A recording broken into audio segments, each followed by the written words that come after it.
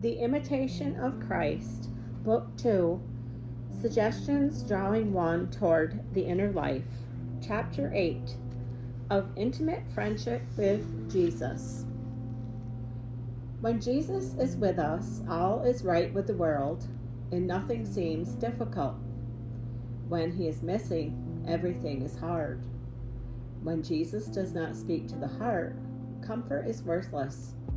But if he speaks only one word, we feel great joy. Did not Mary Magdalene arise at once from where she was weeping when Martha said to her, "The Master is here and is calling for you"? Oh, happy hour when Jesus calls us from tears to spiritual joy. How dry and hard you are without Jesus. How foolish and empty if you want anything other than Jesus. Is this not a greater loss than if you were to lose the whole world? What can the world offer you without Jesus? To be without Jesus is an unbearable hell, and to be with Jesus is a sweet paradise. If Jesus is with you, no foe can harm you. The person who finds Jesus finds a good treasure, indeed, a good beyond all good. The person who loses Jesus loses a very great thing, more than the whole world. It is poverty to live without Jesus. It is wealth to live with him. To know how to talk with Jesus is a great art, and to know how to cling to him is a great wisdom. Be humble and peaceful, and Jesus will be with you. Be devout and quiet, and he will remain with you. You will quickly drive him away and lose his grace, though, if you divert your attention to your own affairs at his expense.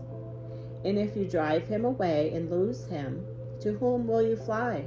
And who will you then seek as a friend? You cannot live well without a friend, and if Jesus is not your best friend, you will end up being heartbroken and desolate. You act foolishly then if you center your life on anything else. It is better to have the whole world against us than to hurt Jesus. So, from among all those dear to you, let Jesus alone be especially loved. Love all things for Jesus' sake, but love Jesus for his own sake. Of all the friends you will find, you should love Jesus Christ in a unique way, for he is the only one who will be good and faithful to the end. Through him and in him, love friends and foes alike, and pray that each one may come to know and love him. Never wish to be more highly praised or more loved than others, for this belongs to God alone, who has no equal. Do not wish that anyone should love you and only you, and do not make the same mistake yourself. Rather, let Jesus be at the center of all your friendships.